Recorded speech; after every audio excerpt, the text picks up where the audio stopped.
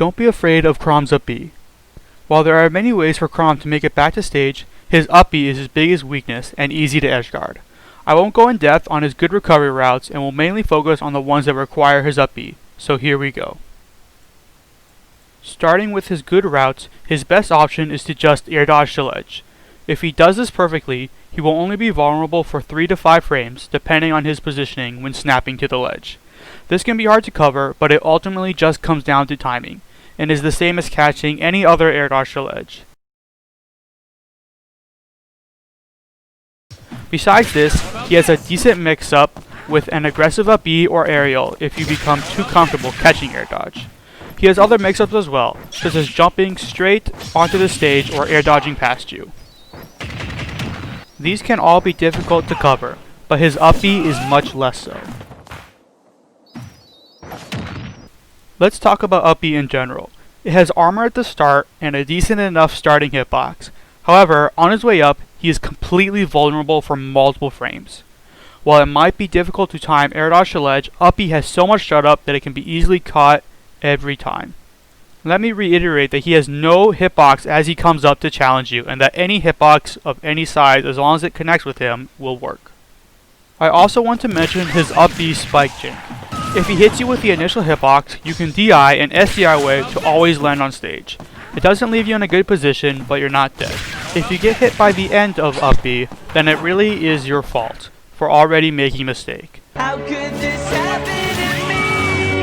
I made my mistakes, got nowhere to run. The night goes on as I'm fading away.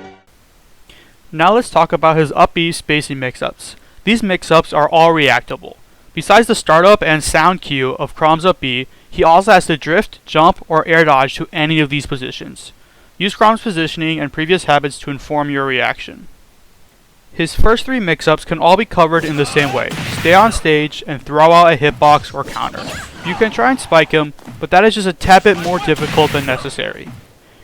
This includes if he tries to come on stage aggressively, just a lazy average up B, or far away up B.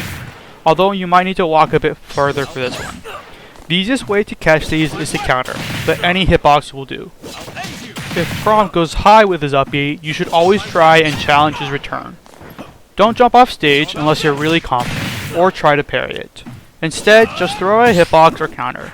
He has a large hitbox to his side, but none below him. Don't be afraid to trade if you're on stage, because you will take very little percent in knockback, while he is sent back off stage. Now for the supposed sweet spot. He doesn't snap to ledge. He has to rise all the way up and do the entire spinning animation before grabbing the ledge.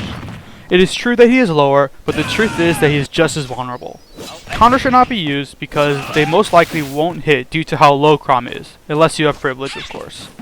However, it can still be challenged with any move that hits below the ledge or even a well-placed aerial. There are a few good ones out there.